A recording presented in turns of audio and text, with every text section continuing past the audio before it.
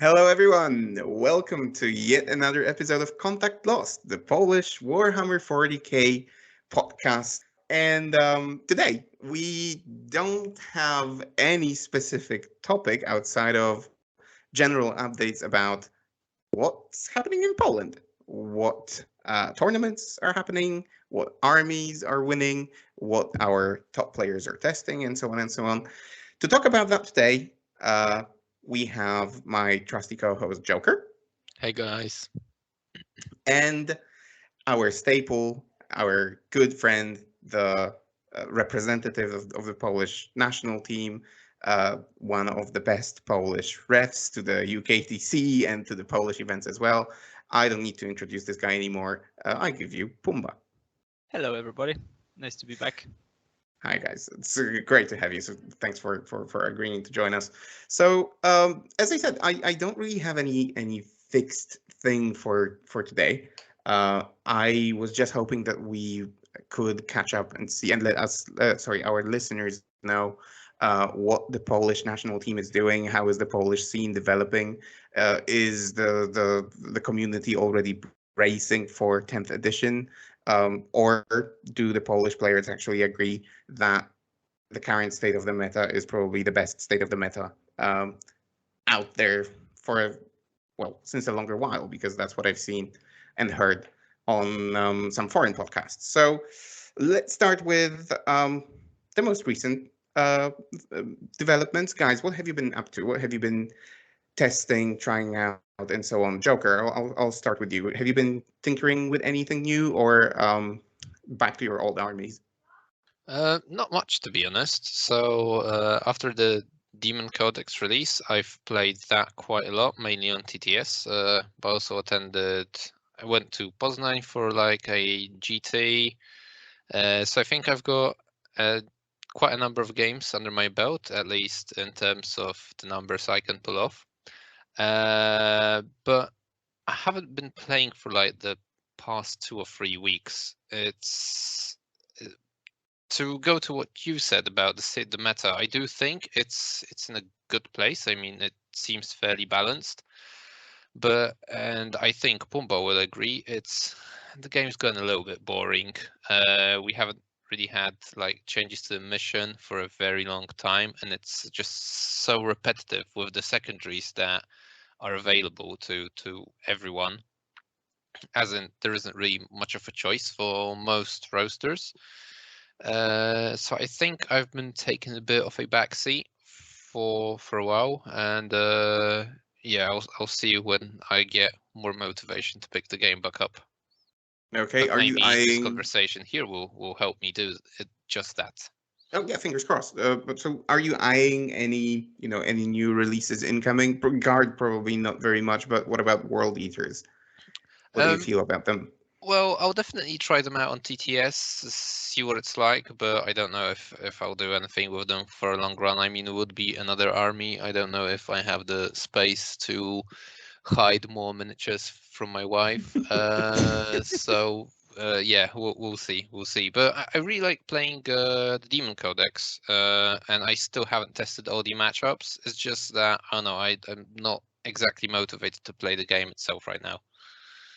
Interesting and sad at the same time. So let's see where Pumba is with this. So yeah, dude, what have you been doing recently? Have you been testing any new builds? Anything? Let us know.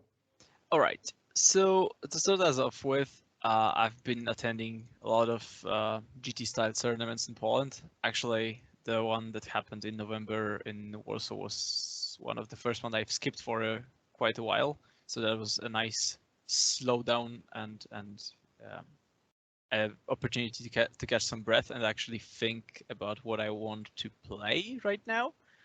The thing is, I have been after WTC. I haven't really found an army that I've enjoyed playing, and I had like the mindset to actually try hard and to try to solve an army, to try to have my own army, to play something that I really enjoy playing and is ultimately strong and that has capability of winning events. And I've been struggling with that for at least a couple of months, maybe 3 months. bouncing around salamanders, stuff like this, and attending events with that. I've gone to the same event that Joker was at Międzyrzecz near Poznań, and that was a three-man team event. And I've gone and tested Emperor's Children in the vein of the one that Vic VJ has been playing at UKTC events, because I like looking at it. I've really much enjoyed the playstyle and how he played that list, and I just tried to pick it up. I think it is valid, definitely, but I didn't enjoy it so much. I think that's mainly because of the terrain setup. I think WTC boards don't support this kind of playstyle as well as UKTC does. So I've kind of given up on that as well, and finally decided to try some Thousand Suns with Flamers, which is interesting because I've had the list. Just writing lists is usually something I do for fun, or when I have time, or when I have a break at my work or anything. Yeah, it same is here. just it is just something to think about and not be bored, I guess. So I've had this list sitting in my list folder that has now grown to like 500 fucking lists or something throughout the 9th edition. Of Thousand Suns with Flamers, and I've had it, I think, definitely before the last month's tournament, but I actually didn't think it was very good, or at least didn't think it was good enough to take instead of the Emperor's Children. But after I've given up on that list, I've picked it up, played some games, and it turned out, just to give perspective, what I'm talking about is Thousand Suns list that actually now has been doing some circles at the top tables at many events, and has been slowly creeping up to be very popular, but wasn't at the time. The list consists of a lot of squads of Rubric Marines, usually one squad of Scalabuckle Terminators, and like at least 15 Zinj Flamers, which is the de facto demon unit to get, and the unit that basically made the Demon Codex infamous and worth playing. It soups really nicely, and after playing some games, I've slowly realized that the list is really good. And now, after playing at least 20 games and testing it both internally and at the Goonhammer event, online event that happened and ended literally like a couple of days ago, I think it might be legitimately the strongest build out there in the whole meta. Oh, wow. Which like legitimately. After playing with it, after trying to pair our players against it as well, and after seeing some test games of other players, I genuinely think that build is absolutely insane. It's very hard to counter and to find a legitimate answer to it. It also answers a lot of stuff that has been problematic for a while, in vein of like Harlequins, or even just normal demons, stuff like this. So I've actually stumbled upon an army that I very much enjoy playing. I've been playing Thousand Suns before for at least 3 or 4 months at the beginning of the year. And now that kind of tricky game style of decision making and planning and scheming and actually having the tools to enable you to make your plans, complicated plans, work out on the table, I've been enjoying it very much. Although the Flamers are just broken, and this is the key part of what makes the list work. Let's not like beat around the bush. They are just hilariously broken and undercosted, but their combination is quite enjoyable to play for me. Yeah, I agree that they're undercosted. I have the doubtful pleasure of facing them a bunch of times when playing against Joker on TTS.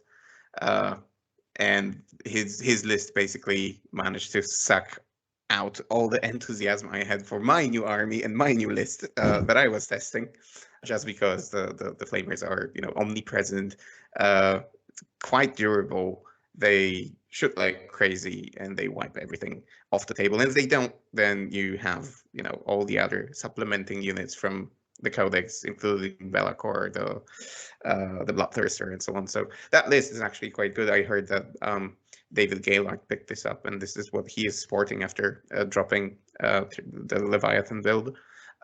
So yeah, he just changed one sharp knife to another sharp knife, I guess. So, but What tell about me, you, Tweak? What have you oh, been me. up to? Yeah.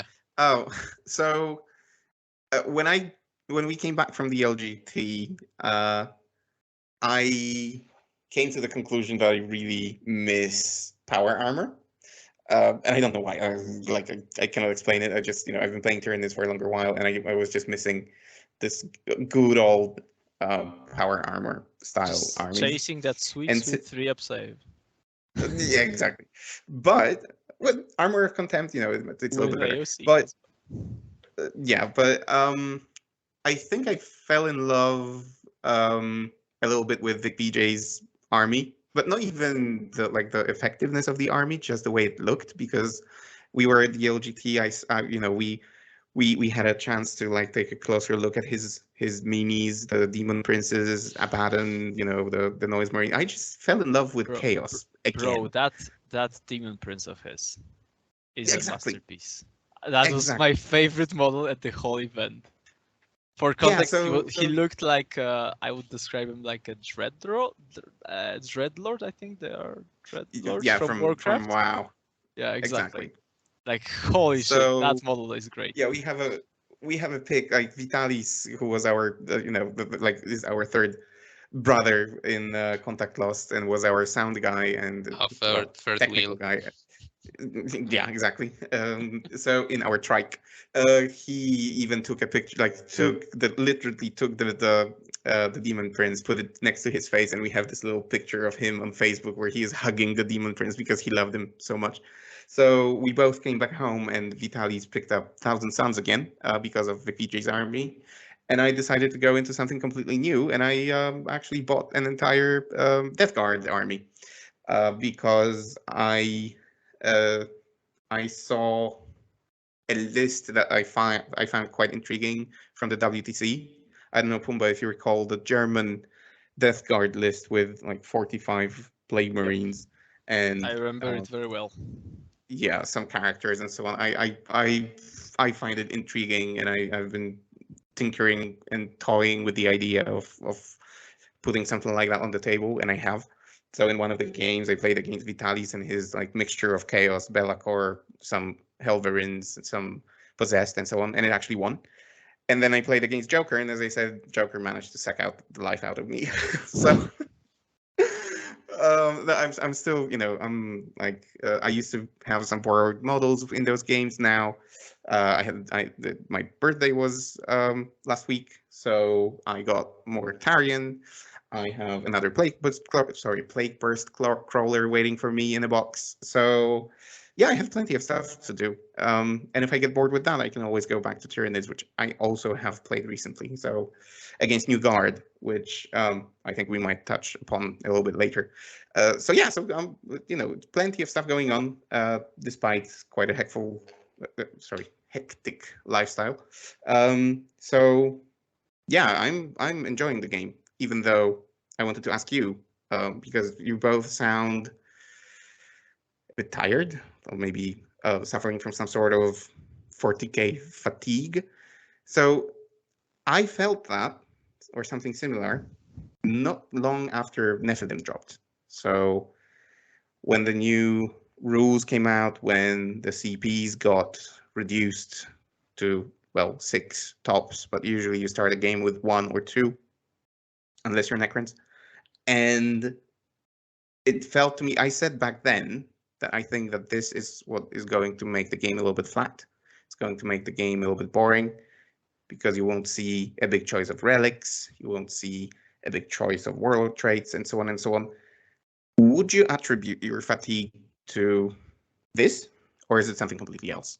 Yeah, and I think that was the general impression that the whole community got, at least in Poland, that yeah, the Nephilim change kind of really killed list building because it took a lot of freedom that you might have previously had because detachments cost CP and all that. But I think I was really hoping for more from the Balance Dataslate that was due to come Oh, yeah. out in Q3. Uh, yeah, well, whenever it did, I think it's a month now. So yeah, seeing that in that form was definitely a bit disappointing, and yeah, it's that, and like I said, the repetitiveness of each game really, where you just go to the same secondaries almost always. It kind of, it gets to you at some point. Okay, Pumba, do you share the same sentiment? Like, was the data slate, the most recent data slate, a letdown for you, or was it just testament to the fact that the game is in a really good place right now? I 100 agree. I 100% agree with Joker right there.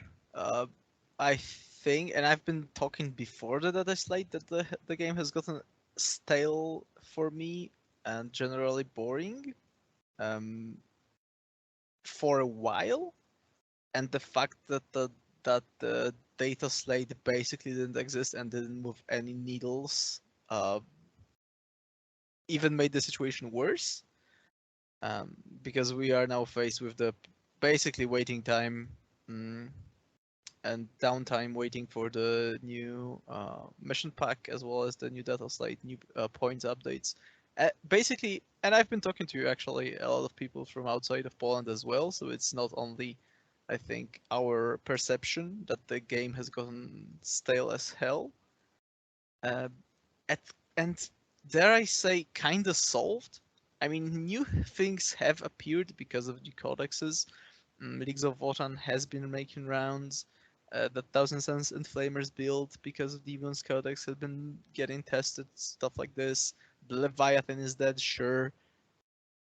At the same time, that's very subtle changes. Whereas if you grabbed an army, for example, let's say beginning of the year or even mid of the year, let's say March, many people from that have been preparing, for example, for WTC have been learning and playing their armies to the full extent and testing them for months now. And from like March onwards, they've got nothing to do, man. If which is at the same time, I do know it's kind of understandable for us to get bored of the game and for the state of the game. Changes might not be welcome by many people because, yes, objectively speaking, I think I can also say the state of the meta is it's been the best it's been in the 9th edition, I think, which is good, which is objectively good. But subjectively, and many people that have been just playing a lot, which is we've gotten bored of it from the sameness of the situation, from the lack of choice in your secondaries. If you have solved your list, for example, there's very little reason to change it. And I think I've experienced this that the most after the 3 team tournament I've been talking about, because we've went into that with my local team, my Krakow Small Brigade team, the guys that I've been bringing to every team event that I've been going to in Poland and now abroad. We've had 2 teams attending, 6 guys in total. And after that event, after doing reasonably well but not coming in the top 3, we all felt so bored that we just decided to switch armies, to swap armies, to just do something differently. Our Harlequins player who has been playing Admech before, and he has that army and has done well with it in the past when Admech were actually strong, wanted to test it, and I've encouraged him to test that Admech after the changes and stuff like this in the Goonhammer event, and it's just been a disaster, honestly. Like after that event, I think the Admech are just the worst army in the game by a Probably yes. wide margin, like a wide, Mhm. wide margin. And every single change and kind of thing you want to test and flip a pairing of some sorts, or try to make something cute or different, it kind of feels unrewarding. It feels like fighting against the tide, because the meta has been solved for so many months and samey for so many months without any major changes, that if you have worked something out in your, for example, Tau list that have been working great since, and you want to test something new, you will always have that situation that not enough has changed around you to warrant that change, and then just go back to what you've previously. I mean, you've made the choices that you've made for weeks and weeks, and now you're just making changes just to make changes. Yeah, And then pretty and then much and then just for to have some excitement in life. exactly, and then you, for example, lose a pairing or a match that you would have won if you just brought your same old list, right? It feels kind of bad if you do that. So the best way is just to pick your the same list that you've been playing for months and keep going at it. But how many times can you do that before you just get super burned out? Yeah, I know the feeling, and I felt the same um, when we had the results of the Polish. I think it was called Masterek, or like I don't know, Poof tournament, whatever. I don't know how to translate it, but How the hell do you in translate that essence, name, right? yeah, I exactly. was thinking But this. anyway, it was like a yeah. Sorry. No, never mind. Keep going. Sorry. Oh yeah, okay. So I was thinking, because it was a 60-man event, I think, here in Poland, and before the event, I was thinking of doing a post event summary, etc. But then I thought, or I saw, first place Harlequins, then and it was Victor who won some previous tournaments with the very same army. From what I heard, he didn't even change the list, and he was still playing light, even though the Balance Dataslate tried to imply that now players should be playing Twilight. But he won it with the same list, and then we had Vladi and Duda, and I was like, nah, Same we're old, not doing it. same old. Yeah, same, exactly. Like it got to that point where I didn't even feel like doing an episode because I just felt it's not going to be very interesting to talk about. And with all due respect to the players, I don't mean them. I mean the armies, because they are just pretty much the same thing over and over again. So I did see that there is some tendency, some movement within the Polish community to try new things, to shake up things a little bit. And I actually signed up because I found it intriguing. I signed up for the all Polish TTS league, the newest iteration of it, which apparently is going to be played on UKTC tables, which for Poland is quite uncommon, because if anyone has listened to this show for a longer while, they will already know that Poland is all about WTC and all about helping the WTC team to get, there to the top spot. So this is quite a breath of fresh air. Pumba, I'll ask you first. Where did this idea come from? Is it just from boredom, or is there actually some idea behind this madness? Yeah, to start us off, I think it's also worth mentioning that the whole rule set is gonna be UKTC, not only the boards, which is even more crazy for us, not using the WTC FAQ, which have been guiding our events for legitimately years now. Just every event has been using the WTC FAQ. And yeah, so I've been one of the people that have been lobbying for using this system. And for me, the reason is at the end of the February, we will be attending the ITT, the International Teen Tournament in Northampton.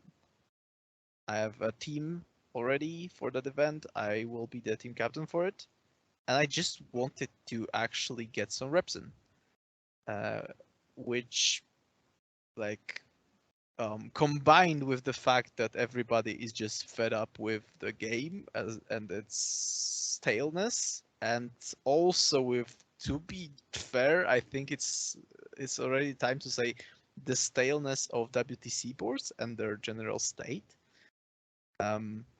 Because now that I think this is something that we also didn't mention in the previous part, which is also valid. I mean, we've been playing on the same boards for years now. God knows how long. Yes. Exactly.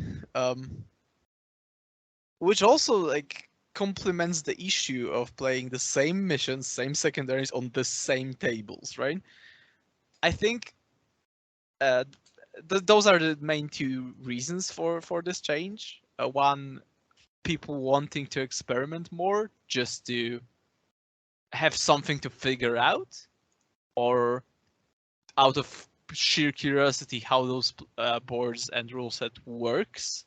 Because I mean, we've all been hearing from many outlets about LGT, about other huge events, about the ITC rankings and their standings and stuff like this. It does reach our community as well, of course. So definitely we want to test that. And because we are bored of the same old, and now we also have quite a good reason to do it this way, because our team will be attending the ITT, so we can get some practice games in. Yeah, I is knew nice. it couldn't have been a coincidence that we were playing those rules. You just rigged the entire fucking league for your own purposes. Oh, that's not the case. I just proposed it and No. heavily lobbied for it, and there was a And people voting, bought it, yeah. which was secret, and the results have not been published. But the result is we are playing the UKTC.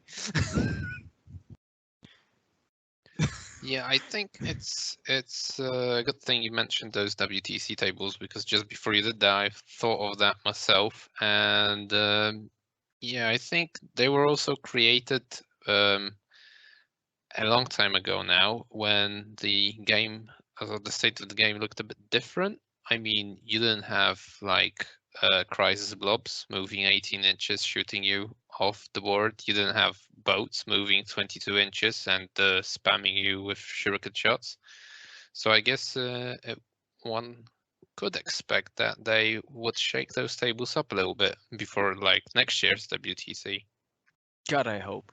Holy shit, I cannot imagine playing those boards at the next year's event. But the next year's event is so far away still, and there's so much that can happen still, and the new missions pack coming up, stuff like this. So I do get why they don't update it like constantly. I mean, this rules pack and this mission pack is focused around that one event. And it requires a lot of work to update this many tables that they are presenting and they are curating. So I do get that. I think this is basically the time for the Polish community to have some fun, have some leisure, to maybe experiment a bit, maybe make our own terrain pack. I've been actually looking at some other terrain setups. Like UKTC is one thing, US Open is one thing, but for example, something to take notice of is definitely Breaking Heads Cups and Warp Hammer at TTS events. Germany. Exactly. Run by Fred, a member of Team Germany's team, interim captain. God knows his official state right now, but he has been in the WTC team last year, who is also a great friend of mine, I think. I can safely say that. We enjoy our company a lot, and at the LGT we've also met. He actually has his own terrain pack using WTC terrain, but with completely different layouts for many missions. And literally earlier today, I've been talking to him about the terrains, about the layouts, about the PDF that he's created. So I think it is maybe worth testing out. I think not many people realize that this exists. I didn't. I don't think many people in Poland realized that this exists. And I think it's especially that it's using WTC terrain, like the same ruins, the same containers, stuff like this. It might be very worth looking at for all the Polish TOs. I've definitely Yeah, been going especially I'll especially definitely that have a look. I think the Polish community has invested quite a lot, both in terms of like money and effort into building that terrain base for like the entire community to use. It would be a shame to now start coming up with something else, and that will probably render that investment of effort and money useless. Yeah, But yeah, if we can play the same but with some modified rules, it already sounds like a fresh idea. I'm all open for that. I think it's generally the downtime.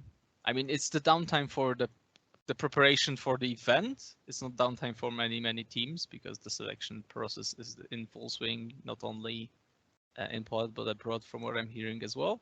But it is definitely the time to experiment with things like table setups, armies, rule sets, to feel something fresh and other than your usual 40k that you've been enjoying or not enjoying for most of the year. Okay, so I'll use this opportunity because I know that the Polish national team, they have their own podcast that they do in Polish, and recently they've had a very interesting episode with Krawat. So one of the Polish players who really enjoys traveling abroad and playing in tournaments abroad. And he went to, I think that was what, Goonhammer Open. I can't remember what the tournament name was, but played on Goonhammer terrain. Is that also something that you are eyeing, or not very much, not too much at the, all at the same time? Possibly. I'm not like willing to discard any proposition at the moment or anything like this. Definitely not like the first thing I've been thinking about, because I think this type of terrain that he's been playing on and the Goonhammer events have been played on is very unique to them. I don't think many events, even in Britain, have been using them. So it's a kind of a niche thing. It also requires a very specific type of terrain. And obviously, as you've mentioned, we are gravitating to something using the WTC terrain because we have just loads of it. And also, let's be honest, not only we invested in that type of terrain, right? Now, after it's become the standard for WTC, and the WTC TOs have invested some money into that as well, I think we and they would like to use it for at least a couple of years.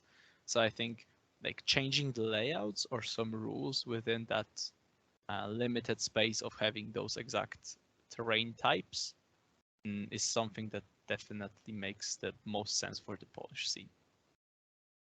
Okay, I need to ask a question then. And I know that the Joker definitely is going to roll his eyes when he hears that question. But Oh, I already know what the question is when you say that. Really? do you want to give it a try then? No, you do it. All right. So I don't want that to be coming out of my mouth. Yeah, don't What take this the away hell from is me, the that's my thing. question, guys? So yeah, I think I asked you this in the past, and now I'll ask this again. From time perspective, taking all what you've just said into account about the the meta fatigue, the boredom, blah blah blah. Isn't now the right time to try player place terrain? Since we have the terrain base, God. but this is also something that some What a tournaments proposition are that supporting. is. I mean, it's still the same terrain, but you place it according to your needs and so on. How is that a bad idea? Yo, I have, as I've said, and I will stick to that answer actually, I think this is the time to experiment. I do see problems with that approach compared to any other approach. And there are at least a couple of them, and I can actually list them off as a TO myself. Go on. So the first and the biggest one, the less work you need to put into preparing your event in the sense of preparing your terrain base and the mission packs and stuff like this, the easier it is for you. I think it has also been the reason that because of which many of the Polish events have been just using WTC terrain and layouts as is, because it's just available right away. You can print out the tables, set them up, you are done. And that's incredible thing for a TO to have. And I think preparing a legitimate player placed terrain packet with correct rules that is not easily abusable, for example, that doesn't create just bad situations, requires a lot of playtesting. Like, I mean, I think couple months of extensive testing at least, and it's a huge risk to take, because if it doesn't work out, if you don't do it just like super precisely, if you don't catch some glaring omissions, players will do that, especially in here. Like, we are cutthroat nations that will go for any bullshit that they see. And if there is just a sliver of room for interpretation left, people will abuse the shit out of that. And no equal space for Polish players. Exactly. Like, I can already see the situations where someone finds some dumbest idea that is technically legal, and plays it, for example, and nobody even informs the TO, and after the fact there's a whole shitstorm brewing. So I think from the TO perspective, creating such a pack would actually require a lot of work. It would definitely then possibly ease your workload during the event. I think that is basically the reason why FLG has been using that exact style of terrain, of players place terrain, because it just unloads all of the placing of terrain onto the players. However, both UKTC, which runs huge events, and many of the Polish events that you have been using WTC boards, I mean, you just print out the maps and with the dimensions so that the players set up their terrain. I don't think it's the worst. I don't see how it improves the TO experience that much. I think that's my main problem from this perspective. From the player perspective, if you do a player place terrain packet, like let's hypothesize that it is super tight, it is really well done, and there are no like clear abuses. I think it would be really fun, but it would also, which I've been hearing a lot of people that regularly play on player place terrain, it would definitely amplify the skill gaps between players. Like, Yeah, I've been that's hearing pretty a much lot the same of argument. stories. Yeah, I've been hearing a lot of stories of just people losing the game by literally. Also, that's kind of the same, but not really. That's like another topic. Is in player placed, and one of the main concerns and complaints I've been hearing is that you basically add another roll-off to the mix of going first or like starting deploying. Placing the first piece of terrain is huge on player placed, and I think it must be addressed in the rules pack itself, like to not make it such a big deal, at least in some way. So let's pretend it is fixed, and like you cannot just abuse the shit out of it by having the first terrain placement. Mm-hmm. Mm-hmm. It would still make for bad games for unexperienced players. Like coming to your first event and then trying to make yourself a table against someone, like against an army you're not even like you don't have a comprehension of what it does. I think it would genuinely wreck new players. I think it would make for an incredibly unpleasant experience for them. It's way better, I think, to have lost on the terrain that someone else just created. You might enjoy it, you might not like it. At least it's symmetrical. But if you realize that you got screwed because you just don't have that skill, which is a skill of obviously which everybody would need to learn to do better, to be better at. But it's not, for many people, I think it would just not be a real 40k skill that they expected to have, or I don't want to. It is not quintessentially 40k, let's say. It's not something that's it is in the rule book that you must know how to do this, and then you come to your first event and get wrecked on that, right? Yeah, that wouldn't be a great experience. Safely kill this topic. It's already dead. Yeah, it wouldn't.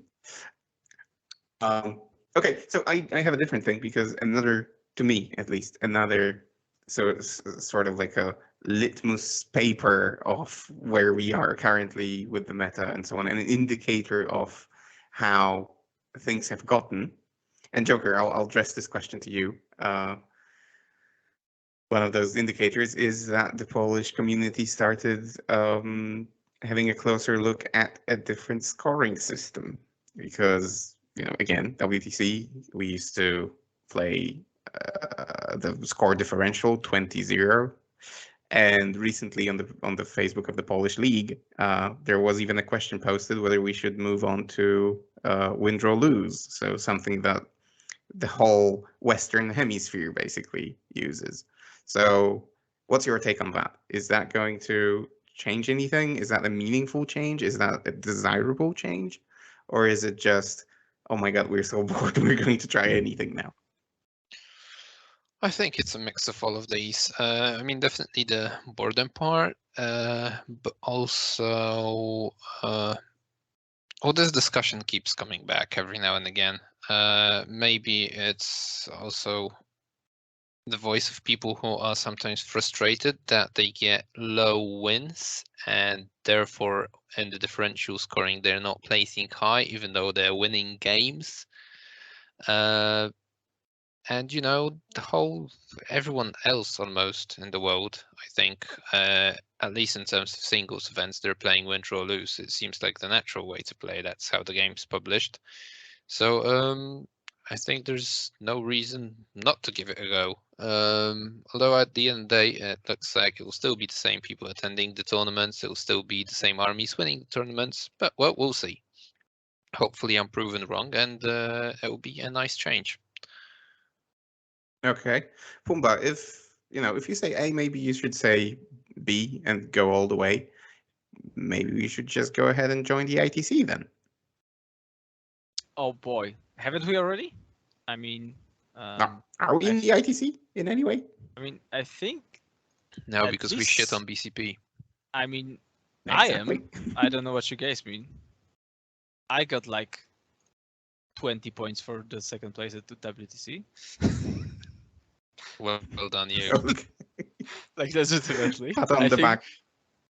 Legitimately, I think that's what happened.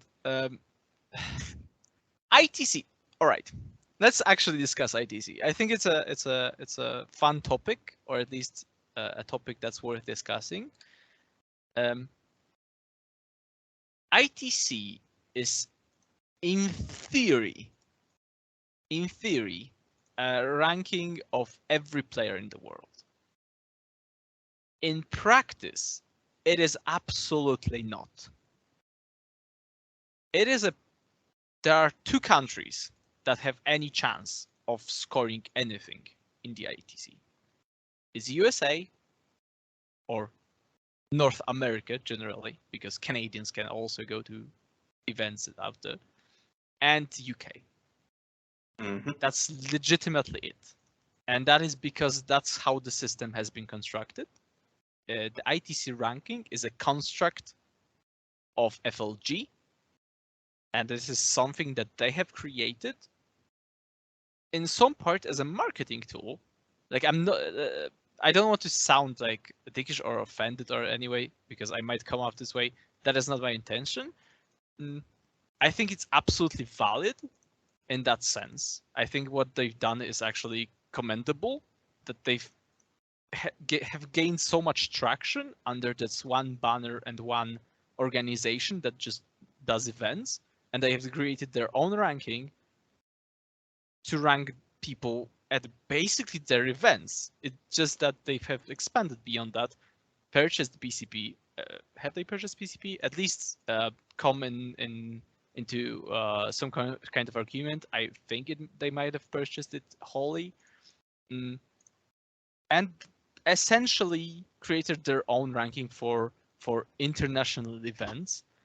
But the point system in those is heavily skewed to favor huge events with many rounds, the type of events that they run, or events that people like Zach at the UKTC run, which I think was a very like him doing the types of event that he does, I think was very intentionally designed to score hugely in ITC rankings. Because of that, and because of the point system that the ITC is built on, there is no way of us ever existing in that and actually meaning anything. Like, legitimately, there is no option. Wow. To be honest, I didn't expect that answer. Unless like all of us do what Kravat does and regularly go to the UK for events. This is what the system and the ITC ranking has been designed for people to come into FLG events or now UKTC events. We can do that and score well in the ITC by going to those events. Like, for us to score hugely in ITC rankings, we would need 500 people events that run 6, 7, or 8 rounds. It's impossible. It's not going to happen. We don't have 800, or how many people do we have in the actual ranking that have attended an event this year, like in the whole Poland ever? Yes, this like year 300. Hold it right there. It's 500 and like it's about 600 people, I think. Yeah, it's gonna because be some numbers double. Yeah, it's 582, something Yeah. like that. Just looking at it. Yeah. So, and that's all the scene. Every single person that has that has attended a event ever of any sorts. This includes local leagues. It includes TTS leagues, so It is absolutely it could includes be someone TTS who leagues, hadn't yes. actually left their house ever. True. Yeah, Yes, absolutely. pretty much. I mean, I see this point of us joining or like participating in the ITC rankings. It doesn't make sense to me. And the counter argument would be, what do we lose? Obviously, because if we let's hypothetically agree with my point, just like a thought experiment. What can we lose by joining or like participating in ITC rankings? Well, we would need to use BCP. As a TO, as someone who has seen many events run in that app and have participated in many events run in that app, I would never do that out of my own will and my own It volition. speaks volumes. Like, holy Jesus, it's incredible how bad that is. That app is just piece of shit. Let's be frank. I hate it. And I think everybody who has used it hates it. Like legitimately. I don't think there's a single good review of this app ever that has been said to me. Like someone coming to me and he's like, "God, I am so glad that BCP works as well as it does." Like The only thing that you hear is, yeah, last year it crashed, this year it didn't. Woo! yeah, Well, like, except if it's barely passable, that's the best you can imagine from your event. And half of the time it isn't. And it just crashes. You cannot upload your list. You cannot change your list. The pairings just crashed. There are so many issues with it. Like as a TO, that would be a nightmare to run an event like this. From what I'm hearing, team events, which are becoming more and more common in Poland, are just the worst. I'm not about it. So this is the main thing also, right? So there are two sides of this coin. One, we can score barely any points from our events anyway, because this is how the system has been designed. And B, we would need to use this godforsaken app to run our events, which everybody hates. No, I mean, come on, it Okay. works well if you've got the Follow the Sun premium TO subscription. I don't think it does. I know, I know, it still crashes every round or something, but at least, you know, you've got someone on it all the time trying to fix it. Try well. to, it's not good enough. Yeah, no, definitely. And yeah, I find it quite annoying because that wasn't always the case. I mean, you could like get your event ranked in the ITC without BCP a couple of years ago, and I mean a good couple of years, back in 7th. They had an Excel spreadsheet form kind of thing, but I know that there's been quite a lot of going back and forth with it between Frontline Gaming and whoever was doing it in our community. But it did work, and I think one of our guys even managed to be #1 Sisters player because nobody Yeah, played that's Sisters, correct. like literally nobody. And he had like a full metal army of sisters, like a very unique one. And yeah, I remember that day when Bagley won that prize. It was like, everyone was talking about it. And this is actually the entire reason why I asked this question, because when we were at the LGT, I spoke to Stephen Vox, and he said that and even like the pre-LGT interview, he said that he is basically going for like best in faction for Blood Angels. I think sadly eventually he didn't make it, but the sheer concept of going for that sort of an award, like best in faction in a year, I find it interesting and exciting. I mean, if you look at the Polish scene, there are those amazing people like Asarnir, for example, who at the beginning of the year they decide, I'm going to be the best Death Guard player in Poland. And he actually, I think he managed, which is no small feat. But then what do you get out of that? He gets bragging rights and a boner. And that's basically it. So Yes, never-ending glory. Sort of. So, I mean, yeah, he is Except admired not really. in the Death Guard Discord right now, but that's essentially it. So having that would probably be cool, and then even many people in Poland would feel motivated to pick up an army and just play it throughout the year. Now we don't have anything like that, which I think is kind of Can I meh. jump in for a second though Absolutely. on that? Is there actually a best in faction reward in ITC? I think there is, like, for every faction. Even Are Zach we was giving sure out. about that? I mean, yes, Even Zach in the was calling event, this in out, the right? I mean, in the event, absolutely. Like this is just a TO individual event stuff, though.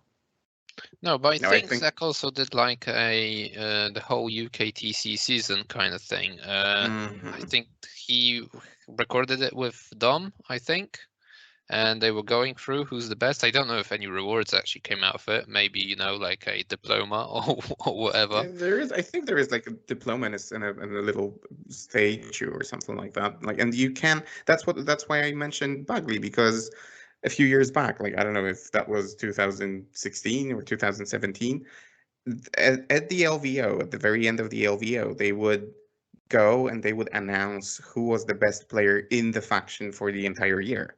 And that's why we said that Bagley won this, because he was playing sisters, and there haven't really been many sisters players out there back then, because it was obviously pre the new sisters codex and minis released and so on and so on.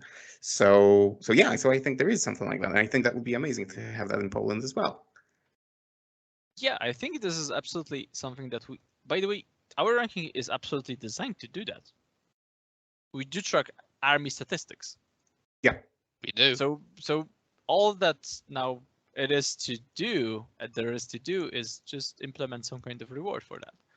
The potential problem I see with that is just the size of the community. Because there are so many potential factions, not that many people will. So just some factions will be very, let's say, easy to grab, because there aren't many people playing them. Let's say, right? Oh yeah, but they're On one usually hand, yeah. obscure factions that are having a I don't hard think it's a time to huge perform. problem. Yeah, I don't think it's a huge problem. Let's be honest. But generally, the reward system for our rankings, for example, is worth redesigning, and is definitely the end of the year is fast approaching, and voting on the new ranking system or the new whatchamacallit, the rules, the rule sets, the statute of the league will be decided at the end of the year to guide us through the new one, as we always do, and there will be loads of discussions about many topics, and I think this is one of them, and this is definitely something we can bring out and just decide what to do with the actual top placing, best in faction, stuff like this. How do we gain resources, for example, to do these rewards? Because it's very much different if you have things like UKTC or FLG doing their stuff, because they are businesses, right? If they make money, they can invest the money. Whereas everything in Poland is basically community run, and it makes funding stuff difficult. complex. Yeah, that's what I was going to say. I'm glad you got there, because I think that's the biggest issue we'd have with of having course. rewards for that. But Like, whilst at the same time, like professionalizing, I've been thinking about it. Like honestly, of course I was like I'm a TO, I'm doing my own thing in Krakow, like our local tournaments. I'm doing the once per year Krakow Arena, which like already is being planned, and all the logistics are in motion for it for the next year. And of course, I've been judging the UKTC events and seeing the scale of them and the whole business side of them. I genuinely don't think there's enough of a market to make it a business in Poland. We just don't have the scale, which will do like force us to do things differently. I think just purely looking at those huge events that the UK and US runs is nice, like as a vision. I don't think it's currently feasible, and I think it's the case for many countries. Like how many actual great, like we've been talking about ITC rankings. How many great, like extremely good, well-known even players from outside of UK or US do you see in them, like represented? probably I heard about none in people the from top 10. Sweden. Yeah, it's almost impossible to find them. I think there's genuinely a market for like a new global ranking system. I think that would be huge. I also think it would be massively difficult to implement. I think it would require a lot of work. It would also need to at least somewhat sway the Anglo-Saxons, let's call them, to join it instead of just doing their thing as they've been doing for years now. But I generally would be very curious how that would look, and I think many countries, like mainland European countries, WTC countries, would love to see like a global type of competition and ranking to match against each other in a fair way, because ITC is just not fair in that sense. Like going to London GT is not the same for a guy living in London or Manchester or Nottingham and a guy from Germany or Poland or Prague, right? Yeah, clearly.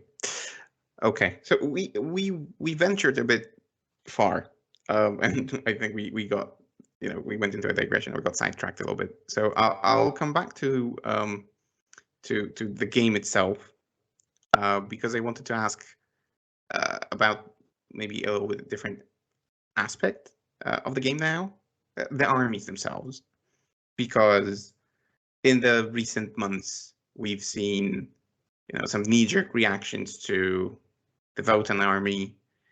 We've seen the new Balance Dataslate, which, as you said, it didn't shake up much, but then again, it did shake up quite a lot for some people. And we see, well, Guard, I wouldn't even say on the horizon, but Guard is here. So I would like to delve a little bit into those topics, and then I think we're going to wrap the episode. So let's start with the Votann. Joker. Have you seen them being dominant in any way, or prevalent in any way? Were the nerfs that we discussed too early or right on time? Is this army as scary as people said it would be? I haven't played against them, to be honest, so it's really tough to judge, at least, well, not only objectively, but even subjectively. But just looking at tournament finishes, they don't seem to be like, unbeatable, which is a good thing, obviously. So, but they're definitely in the meta, so I guess that if they were already nerfed in some way, then those nerfs were definitely, well placed. Spot on, yeah. Pumba, a question to you, because I literally don't know. I haven't seen a lot of mentions of the Votann League or Leagues of Votann in Meta Watches or the Meta Monday summaries or Goonhammer articles. Is that because they don't allow them because all the models aren't out yet, or isn't the army just performing well enough to appear in those summaries? Votann are basically just out now. Is what's the case is. I think it's been literally a week, perhaps 2. I'm not going double check, but it's the most is 2 weeks of them being allowed at events because the model range has just come out in full swing, which basically summarizes to we don't know. It's been not enough events that have run them and not enough data. And this is the reason also it is a completely new army, which stops the instant flood that oftentimes can happen with the old codex old army gets a new codex vibe. Well, I pick up now my models from the shelf and they are absolutely smashing now, so that's good. Case being Tyranids, for example, Tyranids. It's not the case. You need to actually paint and assemble your army and have time for that and stuff like this. So it's kind of stopping the immediate flood, I think, for a lot of people. Not like the top of the top professional players, like people gunning for number one spot, ITC, stuff like this. But for many more casual players, it's definitely stopping their numbers inflating super hard. Which summarizes to we have no idea how just good they are in practice, like in statistics. All I can say, I think they are fine. And that's completely my own opinion. I think they're fine. I think there are many armies that they are very good against. I think there are, at least at the top of my head, 4 or 5 armies that they completely struggle against, which puts them in the they are fine category for me. I do think they are an army with extremely strong rules, and that the people need to realize what they can do, which is gonna take some time. I also think in the confrontation of I am very new at playing squads versus I have never played squads before, and we are the same level. I think they are way easier. Most of the lists that are going to be present at events are way easier to pilot than pilot against them, which might skew them to being way better than they are at like the top tables. But I'm oftentimes looking at like the top tables and the absolute best players playing against each other, right? This is gonna be always my perspective, which is not representative of the actual statistics, right? It's not going by win rate, it's going by how would the win rate or the meta look if only the best played the best. Okay, so enough about the Votann, but I need to ask, especially, I've listened to the most recent Fireside podcast, or 40K Fireside podcast, so Vic VJ and David, who are good friends of mine, and they, in the most recent episode, they've been kind of also complaining about post Coventry depression. And David complained. Episode, actually. Oh right, yeah. So you know what I'm talking about. So basically, David was kind of unhappy, I guess, because the Dataslate killed off his favorite army, which was Tyranid, Leviathan, Warrior spam. And he's been looking for a replacement ever since. I think he now came to the conclusion that he's going to work with Chaos Demons, which is Chaos Demons. Again a very interesting. He definitely didn't add any Thousand Suns to them recently. So you know more than I do. But essentially, I wanted to stick to the topic of Tyranids for a moment because it became apparent that immediately when the Balance Dataslate dropped, Leviathan became, well, almost non-existent. Like, people dropped it straight off the bat. And they've been trying to, like, Tyranid players have been trying to reinvent themselves continuously. So the armies now are different. Different hive fleets are being used. It feels like people are still experimenting. Do you think that this was a healthy move by G-Dubs to neuter Leviathan, make it almost non-existent? Or are we just over-interpreting this and Leviathan is still competitive, people just don't see it, or it's more difficult to play it now? I don't know, Pumba, you can go first. So, purely from my own subjective point of view, Leviathan needs can go die in hell. And it's very nice. And I'm very glad they did.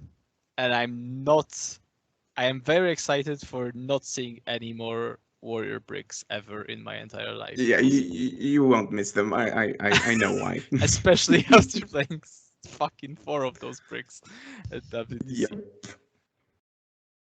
But genuinely, I think it was the wrong move, but possibly from different reasons that you might expect. I think Tyranids are absolutely insane still. They are crazy good.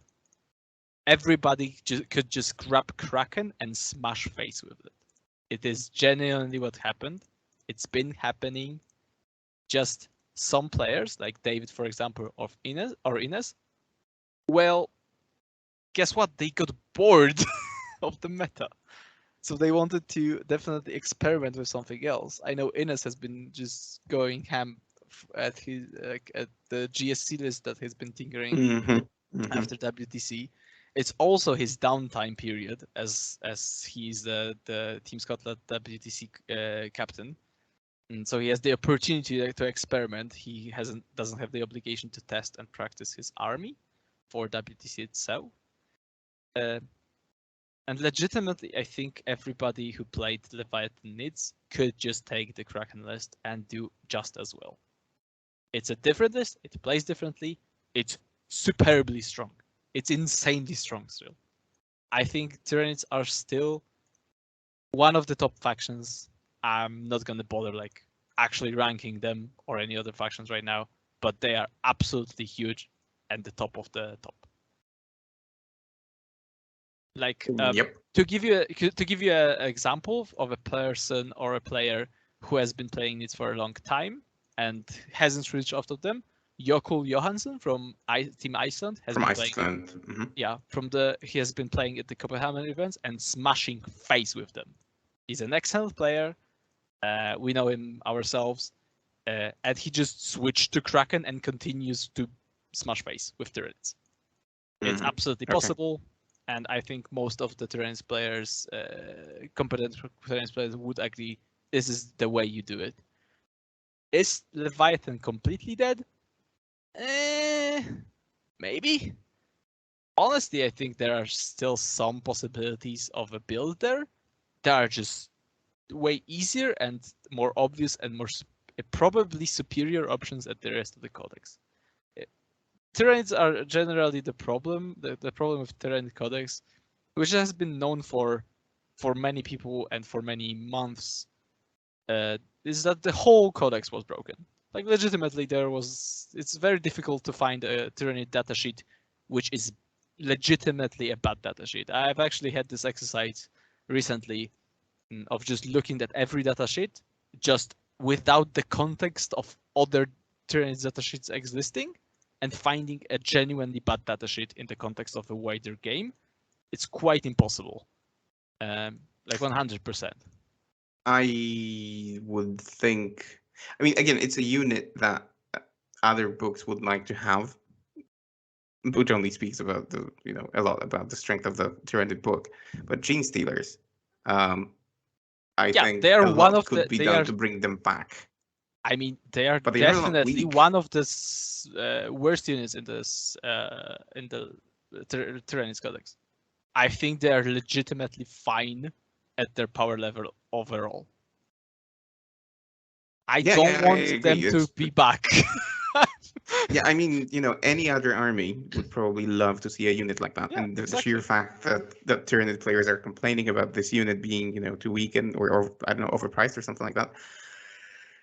If it does anything, it speaks about the power of the rest of the book. Yeah, exactly. And I think that's the case. I think what GW did was completely wrong in that they addressed a very small sliver of a huge problem that they've designed, which is the whole book. And I think this is it was, as I've said, kind of obvious from the very start that everything is good here, so you can switch in infinitely. If they do such like narrow nerfs, it's gonna be the case of Drukhari just dancing around their nerfs with Doctor Chronomancers, and then you find something new, then you go to good stuff. Oh, now Thick City is good, and then you just jump around.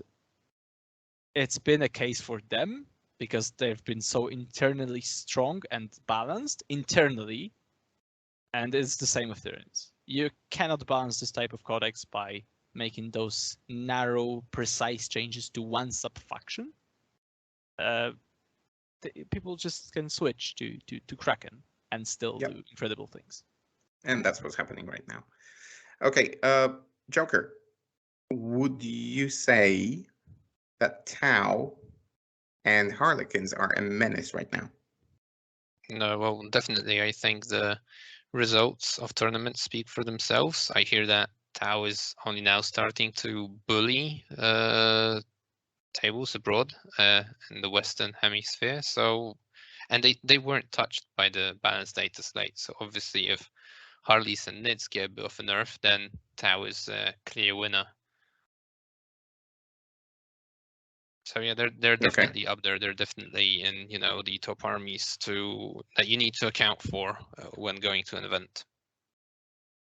Yeah, you need to be prepared for that. Pumba, how about Harlequins? I mean, again, Polish, seeing the last few bigger events. I don't want to say dominated by Victor and his light Harlequins. By Victor and his Harlequins. I can Sorry? say it. I can say it. So, they have been dominated by so Harlequins. thank you. Exactly. So, are they a menace in the meta right now? And now I mean, globally. Yes, and they have been for a long time. And guess what? The data slate didn't actually change almost anything. Uh, let's see. Like, when did heresy happen? The Three City heresy? In September, End end of August. August. Thank you very much. I just don't remember the dates of every event. So Victor won this event and the last one that just happened in Warsaw with almost the same list. I think that's everything you need to know. Harlequin players have been playing the same list for. By the way, it's very similar to the list that Myson was running at WTC, like super similar, still. And then Mike Porter legitimately I wanted to say Mike, yeah. basically took the same list, like Myson's redesigned list with 2 bikes added, the just ridiculously similar list, and just took Coventry and smashed. So you can almost say you can take the same Harlequin list for half a year, more than half a year, and win events with it constantly, just one by one. With the same exact list, with almost no modifications, and the modifications are: do I grab 2 bikes, and which pivotal role is my Death Jester going to be? That's legitimately. Yeah. So, yeah, it's- like generally, Harlequins are too good. They have been for a long time. It's not like they don't have answers. The demons is the major one that has appeared in the meta. There's definitely play against them. They are not completely bonkers insane, but they are. I don't like the state of the game, and it's just something that amounts to the staleness that we've discussed, right? If you would like to innovate in Harlequins, you technically now have the possibility to do so, because now after the light has been nerfed, many people will gravitate into Twilight, for example, or change some stuff in their list. But what if the optimal thing is not to do anything? After you've just been nerfed, what if the most optimal thing is to bring the exact same list and still win an event? That is that's just exactly how I see insane, the data right? slate. Yep. Which is just should never happen. Like, I can see the army just being under nerfed, switching some things out, remaking their build, and then still being good and winning events. But bringing the exact same list, almost point for point, it's just insane. It is like Yeah. the slate never happened. Yeah, What can you say? unfortunately, I think that for an army with such a narrow book, touching anything, like even the smallest of things, could basically, make or break the army. Yeah, you would think. Although, you would think that the change they introduced with like shooting after moving in a vehicle or advancing with a vehicle and so on actually didn't change much. Just changed the ranges, but not much else. But other than that, if you wanted to make like any major change, I fear that it will render the army useless, as we've seen in the past. When GW starts nerfing something, there is no middle ground. It's just either the army is at the top or the army is deep in the mud. So I'm afraid that's what could happen to Harlequins. Maybe they deserve it, but usually if something goes into mud, it stays there for years. So Yeah, I wouldn't like to see that happen to the Harlequins. wouldn't the same argument be valid when they came out in like April or March? I mean, they were still a very narrow codex. And since they've received at least 3 waves of nerfs. And they are still on top. Fair point. So you could argue that back then that if they touch a Void Weaver, man, that army's gonna be dead. Well, not exactly what happened. So I would be more willing for GW to experiment and not be just so scared. Or if they can be wrong, they can over nerf things. I mean, they haven't been hesitant in slashing half, like 1/3 of or 1/4 of the Votann army before it came out. Custodes also got hit hard at a time. Yeah, I mean, if things are too good, you must take risk to change them. If it means, I think, over nerfing is something that they are too scared of. Generally, we haven't seen big enough changes, and I think those types of nerfs that they have been implementing would actually be very fine, because nerfing always feels bad. It always feels really bad to lose something that you previously had. It's a very common thing in video games, for example, or online video games, right? League of Legends, stuff like that. If you get nerfed, you feel bad with it. It's very similar in 40k. But in this case, there's a very reasonable approach of just buffing the other stuff. Just balance the game by bringing the down factions up. You could call it a power creep, but I mean, every new codex seems to be a power creep situation happening. Yeah, so you might as well. You can just fix it by bringing it up. It is also quite a dangerous concept, but I think it's valid, and at least for the bottom factions, like their inability to do something with stuff like Space Marines or AdMech is unforgivable. Like whereas I can understand them not wanting, like being very careful to not overnerf things like Tyranids or Harlequins or stuff like this, just because it, as I've discussed, it makes people feel bad. How are you really argumenting not bringing the bottom factions up by a significant amount? Because it really feels bad to play Space Marines for over a year now when they've been sucking all of the time. It's mind-boggling, right? Like you do see there is no good the reason for it. discrepancies. You see the discrepancies of power levels of codexes, and somehow the last Dataslate just proves that GW is fine with it. Which is mind-boggling. Yeah, as I said. All right, I want to bring this slowly to a finish. So, question about 2 more armies, and then I think we can cut it. The first one: where are the Necrons right now? Because when we were at the LGT, Necrons, I still could be considered a menace in the meta. Very strong, very simple secondaries to complete. Everything having core, everything having OPSEC. Where is this army now, considering the changes from the Dataslate? And I don't know, Joker, if you want to pick this up. I don't know if you've had many opportunities to play Necrons or versus them. But do you see them in the meta?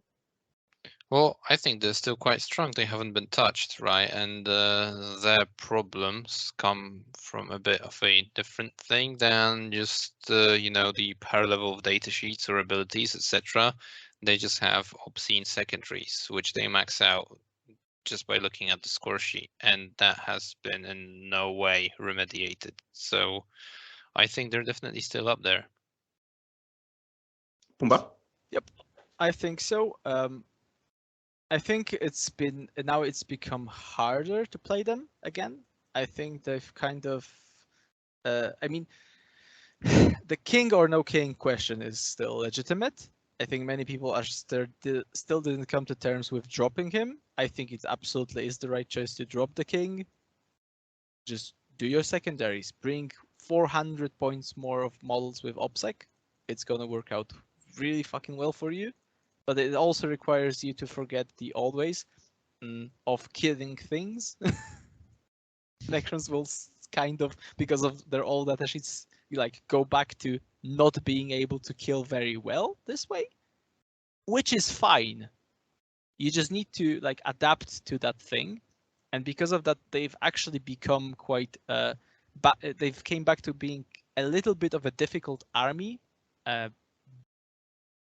which is I think not intuitive, but I've seen it. I've seen people just trying to kill with Necrons, as they did for those couple of, or how many months it's been that they've been playing Silent King.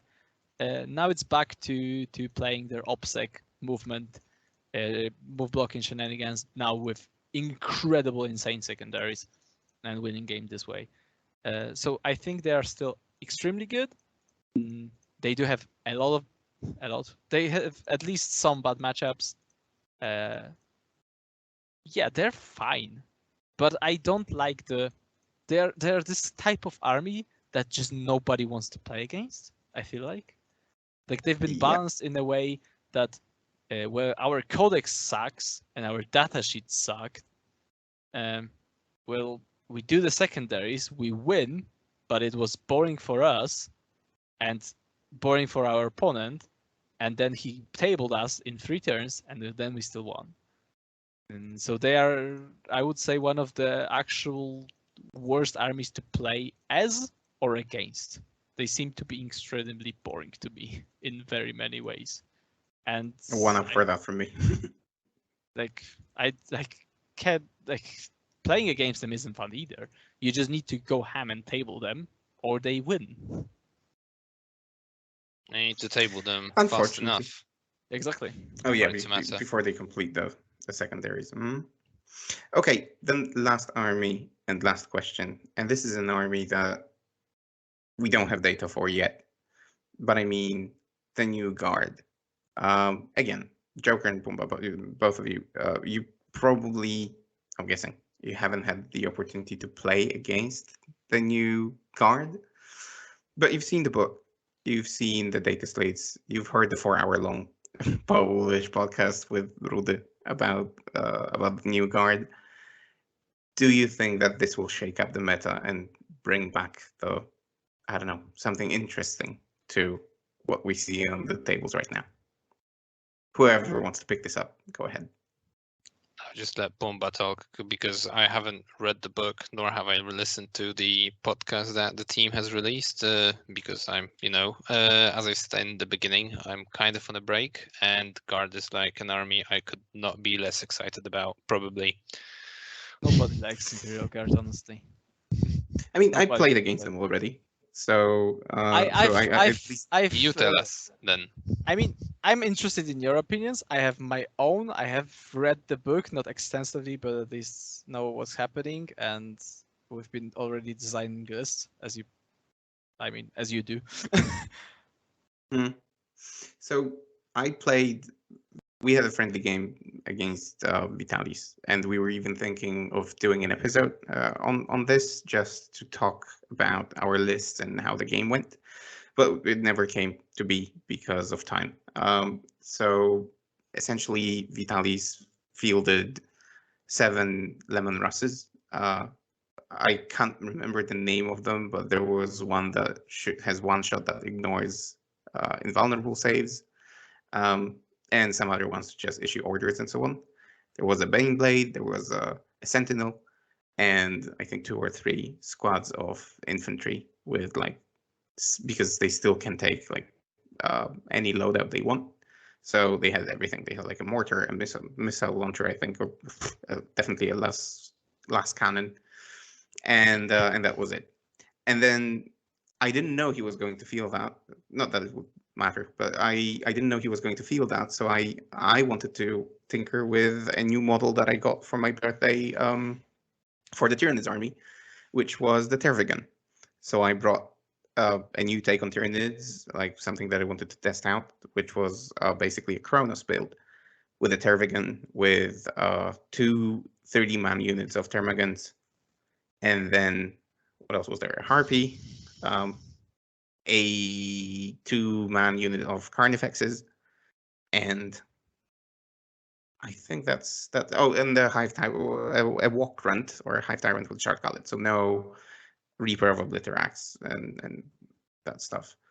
Of course, some Zoanthropes and stuff like that. And to be perfectly honest, it felt like playing Tau. So I don't like playing Tau. I don't like playing. I don't like to be on the receiving end of what Tau can do. but it felt very much like that. Did I mention he had a Baneblade? If I didn't, then I missed a very important part of his army. But he had like 6 Lemon Russes and a Baneblade. I just didn't have the means to shift him from the table. The Termagants.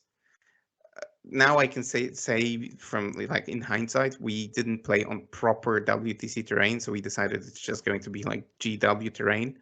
And unknowingly, we used GW rules.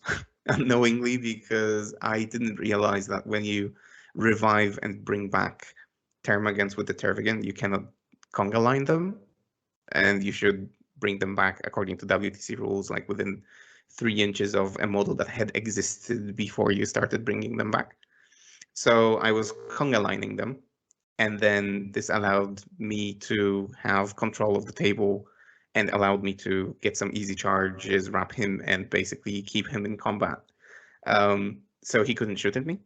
And then, of course, the Tervigan was protected by the Termagants, the Hive Tyrant was protected by Hive Guard, and it was just a game of who's going to outlast longer and who's going to hold the objectives on the table. Eventually, I melted. Eventually, my army, I think, it was mainly down to the fact that Kronos is mediocre at best. And the range doesn't really give you a lot of advantage, especially that the Termagants who were supposed to shoot were in combat all the time. But they just refused to die for 3 to 4 turns. And I think at the bottom of turn 4, they just started melting. But I couldn't kill him either. Like the tanks are now extremely durable. The fact that they have the turret rule, that they can shoot even that they are in combat and so on, makes them way more improved over what we had in the codex from 5 years ago. And I think guard players are going to enjoy this a lot if they like fielding tanks. And the big ones like the Baneblade and so on, they are just really, really good. I would like to see how this army plays against Tau, for example, because it feels a lot like these. It's almost like a mirror matchup. They have similar tools. They have the similar power. I just think that there is more guard on the table than there is Tau. So it's going to be very interesting to see.